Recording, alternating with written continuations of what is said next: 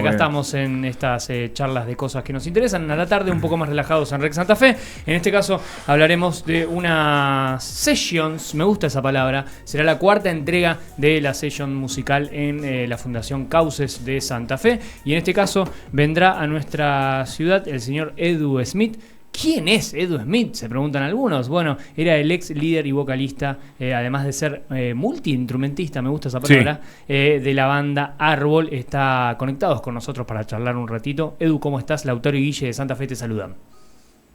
Hola, ¿cómo andan? ¿Me escuchan bien? Sí, después de tanto probar te escuchamos bien y te vemos bien. No sabía si me andaba bien el celu, viste estas cosas a distancia, complicado. Está todo ok, me dice el técnico, así que vamos para adelante, Edu. Perfecto. Buenísimo. Viste que uno todos los días aprende a usar una aplicación nueva. Sí, sobre todo a mi edad, que todo lo tenés que aprender, porque no. A tu edad por ahí ya, y más chiquitos ya directamente nacen sabiendo, pero bueno, esta aplicación nunca la había usado.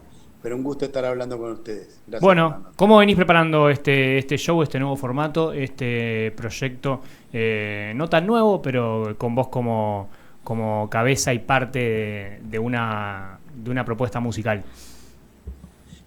Bien, lo del viernes ahí en Santa Fe va a ser un formato distinto, vamos a hacer, es como una especie de acústico, pero enchufado. Voy a tocar con dos guitarristas y entonces eso me va a dar la posibilidad de tocar el violín, la trompeta, el charango, instrumentos así que son bastante característicos míos y bueno, vamos a recorrer un poco el repertorio de clásicos de la época mía de Árbol. Seguramente hagamos Pequeños Sueños, El Fantasma, todas esas canciones temazos conocidas.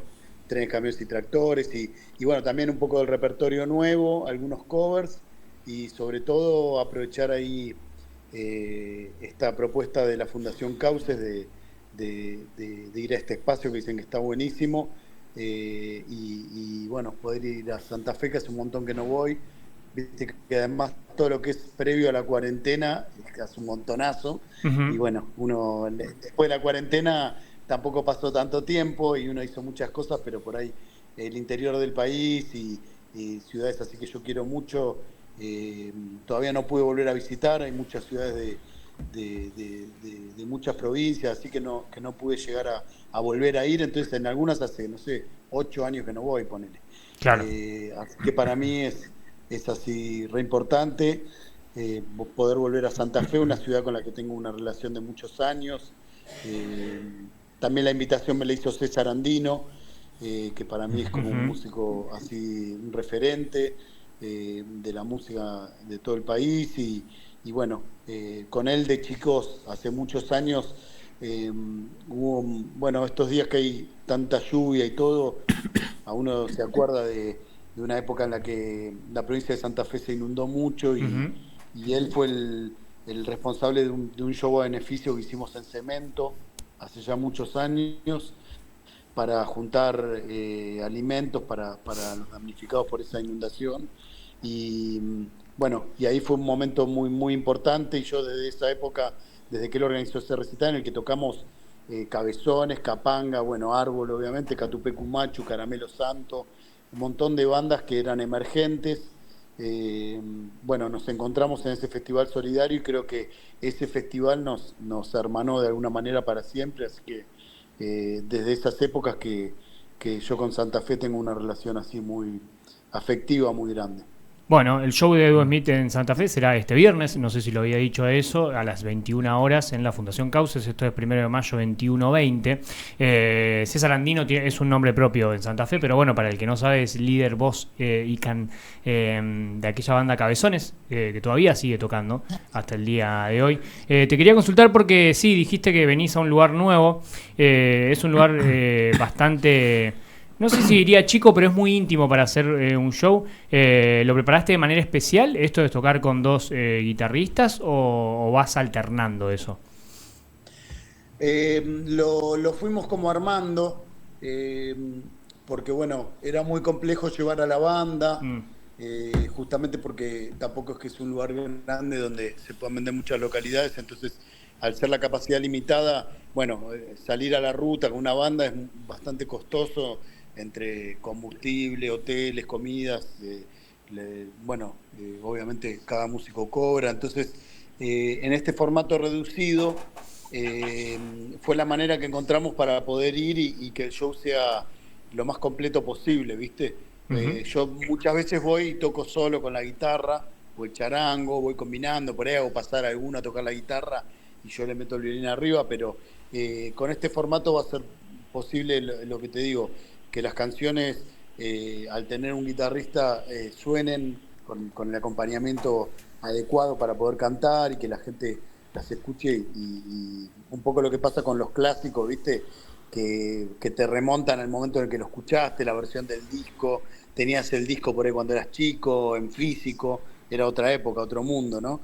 Entonces, poder acercarnos a eso, eh, al tener un guitarrista, ya te digo, puedo yo poner arriba el charango, la trompeta, el violín, que son también cosas características de la canción, que si estoy tocando la guitarra, obviamente no puedo tocar los dos instrumentos. Entonces, un poco el formato lo armamos de esa manera. Y sí que haya una cercanía y que sea un lugar con menos capacidad, hace que también los que puedan llegar a entrar, eh, bueno, tengan una, un acceso distinto a las canciones, digamos, Claro. al estar más de cerca, podemos estar más en contacto, Ujú. también puedo escuchar qué quiere cada uno casi, ¿entendés? En un show muy grande muchas de esas cosas se pierden, y también en un show grande con batería y qué sé yo, la guitarra por ahí con distorsión y todo, un poco la canción es una parte más del show, donde también está que hay gente que por ahí está bailando, por ahí hacen pogo en algunas canciones, y la canción es como una cosa más. Acá la canción va a ser muy importante, porque bueno, estamos ahí los que somos con la canción y escuchándola y disfrutando, yo creo que se puede disfrutar un poco más de lo que es la melodía, la Ujú. letra, la canción en sí misma. Sí, es En lo un más show hay parecido. muchas otras cosas vivenciales que están buenísimas, pero que bueno, que un poco te distraen un poco de la canción a veces.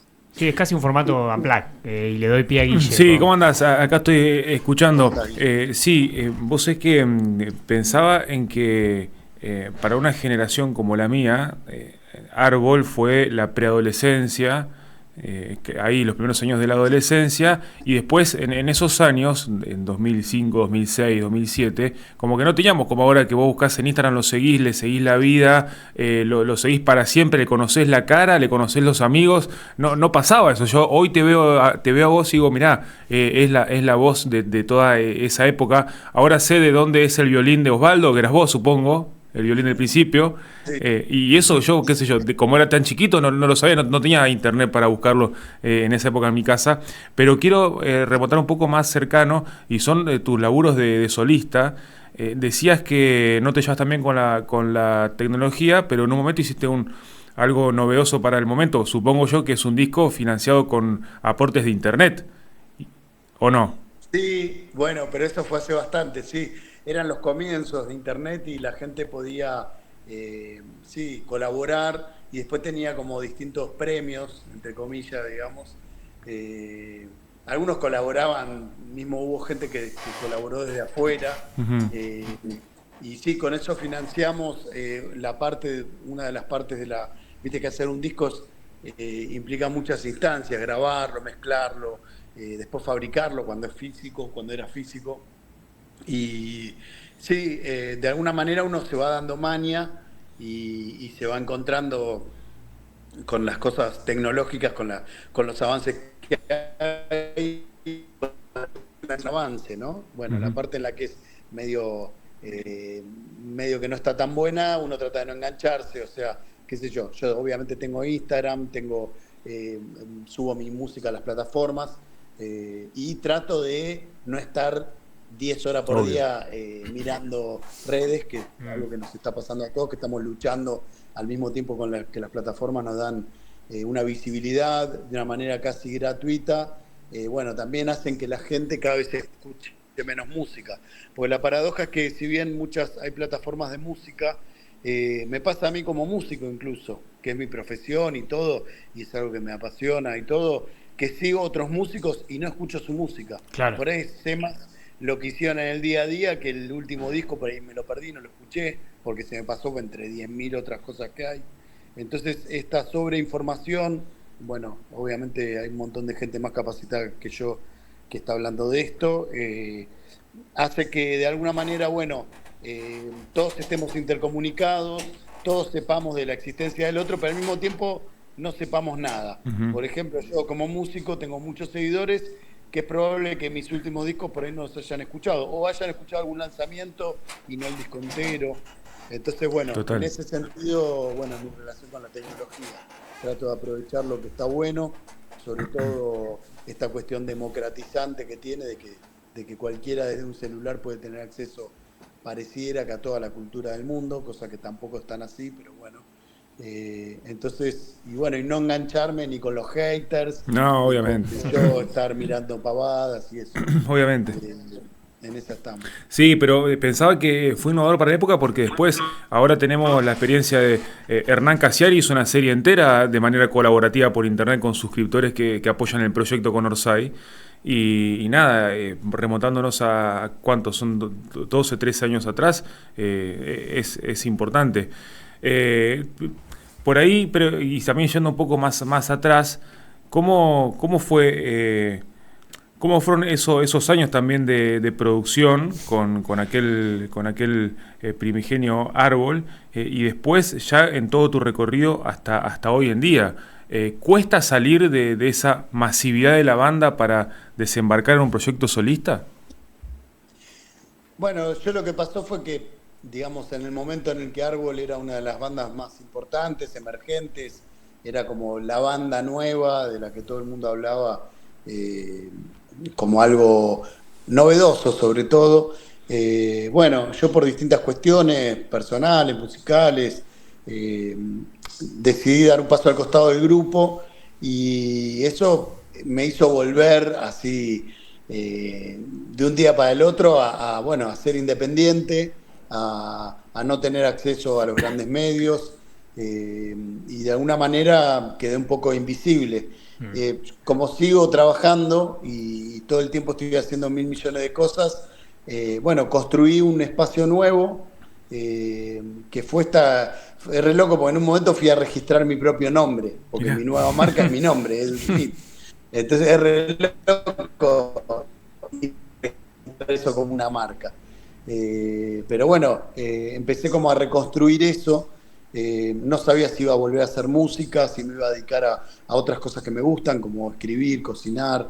Y de a poco, bueno, pude como retomar la actividad musical desde un lugar, eh, creo que más sano, en un lugar en el que yo me sentía más cómodo, en un lugar también de mayor libertad, en la que yo puedo hacer lo que quiera, con la parte también negativa de eso, porque viste que nada es perfecto, o sea, también yo al estar solo, bueno, tuve que rearmar el equipo, muchas cosas obviamente solo cuestan más que en equipo, entonces, bueno, inventar todo ese camino y al día de hoy yo estoy contento sobre todo de haberlo podido hacer y seguir haciéndolo, de encontrar nuevas formas de comunicar lo que hago y también de poder haber desarrollado otras actividades que por ahí, viste, cuando estás en un grupo muy grande, estás todo el tiempo, bueno, haciendo notas, haciendo un montón de cuestiones que no tienen que ver con lo musical, qué sé yo, estás miles de reuniones,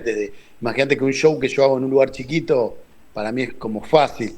Hacer un Luna Park es muy complejo, tener reuniones con escenógrafos, definir todo, hasta el diseño de la entrada, las nuevas remeras, bueno, todos son reuniones que no tienen que ver con la música, tienen que ver con un proyecto que es muchas más cosas que la música. Entonces, bueno, ahora yo tengo tiempo para hacer otras cosas, hago talleres, estoy haciendo unos talleres de armado de canciones hace como 10 años, que los hice por todo el país y por otros países. Armo giras raras, por ejemplo, hace un par de años dije quiero ir a Europa y armé 20 shows, una gira larguísima, con shows y talleres, donde me armaban bandas en distintas ciudades. Tengo 10 bandas armadas en Dinamarca, en Wow. Francia, en Alemania, Wow. en España, en Dublín, ¿me entendés? Entonces, todas esas cosas llevan tiempo y son de otra índole. En la cuarentena, como no podía salir a tocar, me puse a cocinar. De Entonces, después una. hice algunos shows donde cocinaba y tocaba.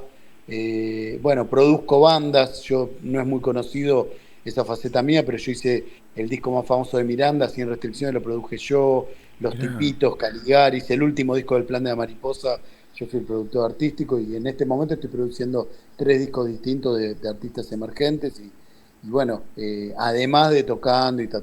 Así que para mí yo estoy muy contento con ese recorrido. A lo que preguntás vos, sí, hubo un momento en el que sonaba el teléfono todo el día y hubo un momento en el que dejó de sonar. Y Ujú, bueno, Claro. ahora vuelve a sonar desde otro lado. Así como sonó para que hagamos esta entrevista, o bueno, cada cosa. Mañana toco acá en un lugar muy importante, un homenaje a Luca Prodan, el viernes toco ahí en Santa Fe, después voy a La Plata, bueno, estoy todo el tiempo en movimiento. Así que bueno, esa es como mi vida los últimos 20 años. Che, Edu, ya que lo mencionaste, no quería dejar de decirlo en cuarentena. Me acuerdo que vi algo de noticias tuyas, porque sacabas un disco nuevo y a su vez como un emprendimiento culinario de comida judía. ¿Eso lo seguís haciendo o no lo seguís o quedó ahí los niches de papa? Los niches de papa, todo lo que hacíamos quedó en el freezer literal porque, bueno, se abrió el tema de la cuarentena y digamos que la opción con ese proyecto que fue muy exitoso, que incluso recibimos críticas de Gente del palo. críticos gastronómicos, así del palo ese, Mm. muy así, como que hacíamos el mejor niche de papa, de no sé qué, bueno. Y yo estudié gastronomía, para mí era como un lugar importante y que me lo tomaba muy en serio, no era como, bueno, hagamos un par de sándwiches de milanesa y zafemos. Y lo que pasa es que cuando se abrió la cuarentena, cuando terminó la cuarentena, como que las opciones era abrir un lugar a la calle, porque la gente esa cosa tan gourmet ya no la pedía, preferían ir a comer a lugares. Y bueno, abrir un lugar así físico a la calle implica un año o dos de estar ahí 24/7 y para mí eran 2 años más sin tocar la guitarra, ¿viste? Era Claro. como, bueno, sos cocinero ahora. Y bueno, a mí en mi, en lo que yo tengo como proyectado para mi vida no estaba eso. Así que lo suspendimos, ya te digo, volvimos a hacerlo en plan eh, tocar y cocinar, en cosas así medio locas que armamos, que salieron buenísimas, que por ahí iba la gente, alguna gente iba a escuchar y otra gente iba con una libretita a anotarse La las receta. recetas. Y bueno, también mi compañera Luján, con la que armamos el emprendimiento, ella es trabajadora social y también volvió Mm. como a trabajar en su historia. Siempre tenemos ahí el freezer, todas las cosas, pues compramos horno, freezer, de todo. No lo volvimos ni a vender ni nada porque sabemos que en algún momento eso se va a reactivar, pero por ahora estamos bien activos y, y con otros proyectos, ¿viste? ¿Y Pero fue una cómo, cosa muy alucinante. ¿Y cómo va ese maridaje? Porque yo imagino que, por lo menos en mi experiencia personal, la cocina y la música se llevan muy bien. Pero al momento de componer, quizás estás ahí creando algo en la cocina y te salen ideas o no.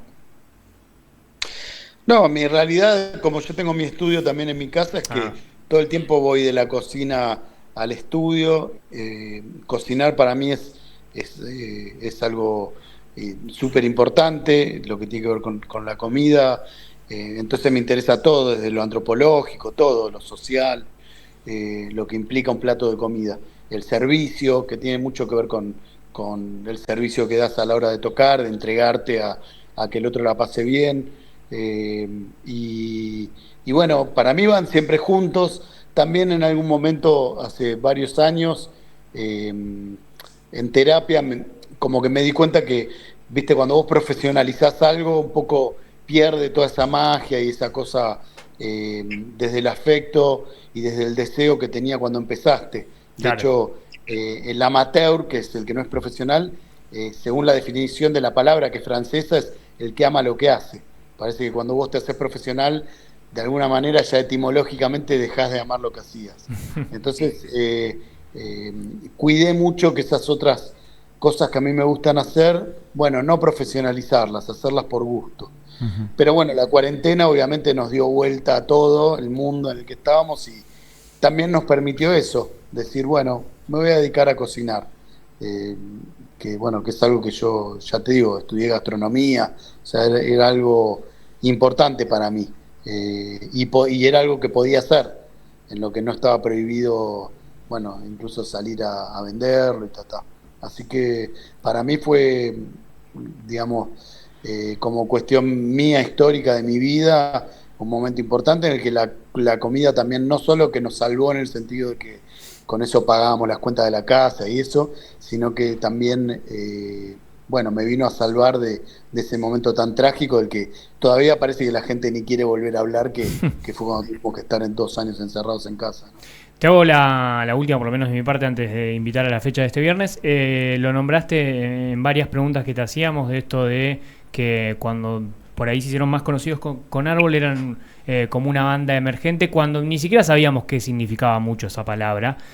¿Cómo te llevas hoy con esa especie de tribu o movimiento musical argentino? ¿Escuchás algo? ¿No escuchás nada? Sí, escucho mucho porque también me llega material, también produzco bandas que por ahí están empezando.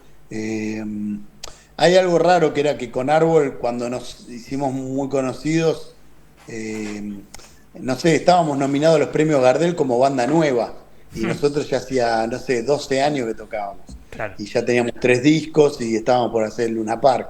Éramos ya una banda grande o consagrada o como quieras llamarlo. Estoy pensando recién cuando me preguntabas en que las bandas emergentes también viven en emergencia un poco.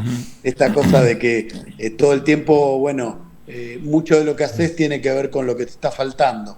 Cuando empezás en general te falta dinero, te falta poder vivir de eso, entonces muchos trabajan de otras cosas y eso complica las cuestiones.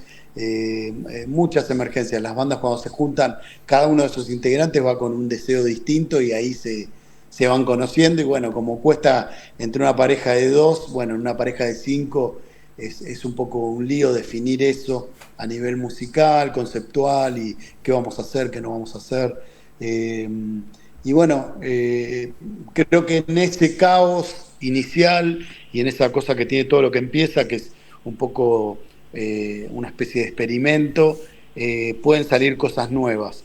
Un poco me molesta que hayan, si bien cuando vos empezás, siempre también empezás imitando a alguien y haces canciones medio en la onda de la música que a vos te gusta, me molesta un poco que hayan bandas que arranquen ya con la idea de parecerse a otro, ¿viste? Claro. Parece que esos por ahí artistas que a vos te gustan y un poco emulás y hasta por ahí haces covers de ellos porque es lo que más te identifica. Bueno, tienen que ser un paso hacia encontrar tu voz y bueno, eso es lo que tiene que emerger, digamos. Tu yo, tu cómo sos vos cantando, qué canciones tenés para contarle y cantarle al mundo. Y bueno, en ese barro creo que hay muchas cosas nuevas y en eso hay mucho incluso de la música urbana nueva que bueno, que hay cosas que incluso entiendo más que otras o me gustan más que otras, pero ya me gusta que estén los pibes de 20 años haciendo lío de otra manera, llamando la atención de otra manera. ¿Viste? Hay algo que hicieron grosso, que es que todo lo que caracterizaba a su generación anterior lo anularon. Por ejemplo, guitarra eléctrica y batería. Ahora por ahí hay música hecha solo con un teclado, Claro. incluso un teclado de computadora. Sí. Ni siquiera y está hecho inbox en una computadora. Y eso me parece que está bueno, que nos están diciendo nosotros somos lo que viene, ustedes está todo bien, pero ya es algo que ya se escuchó y queremos hacer algo nuevo y nos vamos a tatuar la cara y vamos a hacer cosas que a ustedes hasta les caigan raro. Y bueno, yo lo festejo porque nosotros cuando éramos pibes también nos hacíamos los punkis y antes nuestros viejos habrán hecho los hippies y cada generación tiene su modo de llamar la atención y sobre todo de tratar de que algunos errores que cometimos como padres, bueno, marcárnoslo, que para eso están nuestros hijos, ¿no? No quiero robarte mucho más tiempo, pero está buena la charla. En el trabajo de Croto, que es uno de los discos, creo que salió en 2020, en una de las notas que vos haces decís que es tipo como una trilogía de tu vida, y hablando recién con vos, se nota que hay un laburo recontra pensado para cada trabajo. Bueno, hablabas de la etimología de qué pasa cuando convertís a tu hobby en tu trabajo y demás. ¿Qué fue ese recorrido? Porque hablas de la felicidad, hablas de un montón de sentimientos recontra profundos. No, yo creo que todos hacemos lo que hacemos para tratar de estar mejor, más felices. Vos dijiste felicidad. Bueno, es un norte para seguir, una brújula así que te guía. A todos nos cuesta, en general son más los momentos de incertidumbre, tristeza, ansiedad, que los de estar feliz y contento y tranquilo con lo que estás haciendo. Y bueno, buscar esos momentos en los que uno la está pasando bien, creo que es el centro de todo. Y yo trato de tenerlo como ley, es como que soy hasta esclavo de eso, de tratar de que mis canciones estén mejor, que quiere decir que a mí me den la alegría de decir qué bueno que está esto que hice, después de mostrarlo, después de ver que a otro le gusta, después, imagínate cuando empezás a escuchar a gente que toca esas canciones o que te dicen, con esa canción me pasó esto, lo otro, y acompañar esos momentos. Entonces, bueno, eso es por donde pasa mi vida, porque bueno, soy músico y me dedico a eso. Si hiciera fabricar a mesas, sería lo mismo fabricando mesas. Uh-huh. Y si tuviera un programa en una radio o en un streaming como ustedes, bueno, pasaría por ahí seguramente. Nada, es eso, es tratar de ir como mejorando, que es estar cada vez como más tranquilo y contento con lo que haces. Que a veces, no sé, yo ahora estoy tratando de reducir mis horas de trabajo. O sea, mi trabajo es tratar de, bueno, cada vez poder usar el tiempo en otras cosas, en descansar, no sé, me gusta el boxeo, en ir a entrenar, wow. Y qué sé yo, no sé si el boxeo, si yo le puedo decir a otra persona, boxea que te va a hacer bien. A mí me gusta, me hace bien, y bueno, a veces hay cosas que dejo de hacer para poder tener mi ratito a la mañana para ir a pegarle con un guante a una bolsa. Y bueno, cada uno la encuentra en otra cosa, ¿no? Muy bueno. Así que medio que me pasa por ahí la cuestión. ¿Me puedo sacar una ínfima duda que tengo desde que soy muy chico? Cuando yo era chico, me llegó el disco de Árbol, y Fantasma tenía una frase que después nunca más la escuché, que era, floto en el aire de esta tarde cuando mi cabeza explotó, yo iba en bicicleta a la casa de mi vieja y ahora no sé dónde estoy. Y eso, después cambió la letra. Sí. ¿Qué pasó ahí? Porque yo eso nunca más la escuché y nunca más la encontré de esa manera. No, eso que te llegó a vos es un demo que se filtró, que mucha gente tenía. De hecho, íbamos a radios súper grandes y pasaban ese demo de esa canción o de el demo otras, incorrecto. Que no sé quién la filtró, porque bueno, seguramente era alguien de la banda, porque éramos los únicos que la teníamos. Lo que pasó con esa canción fue que le sacamos algunas estrofas. Mirá, claro, era más larga. Sí, tenía una o dos estrofas más, porque fue una canción que nos costó mucho también convencer a Santa Olalla de que fuera en el disco. Yeah. Yo casi que es la única cuestión con Santa Olalla en la que le dije, mirá, usted tiene que ir, esta es una canción muy importante, porque bueno, nada, costó. Entonces la acomodamos, y en el acomode, bueno, hubieron un par de frases que quedaron afuera. Sí, había otra que decía, subía en cámara lenta, sí, como en una escalera mecánica o un ascensor. Era toda una frase de 4 versos, creo que era, una o dos, que la tuvimos que sacar porque había que sacar algo. Y bueno, en la historia a mí me gustaba mucho porque era un poco describir toda esa subida y al mismo tiempo cotidiana, pero al mismo tiempo ya hay algo en el Fantasma que al sacar eso queda bueno, que es que podés hasta dudar de que hable de un fantasma.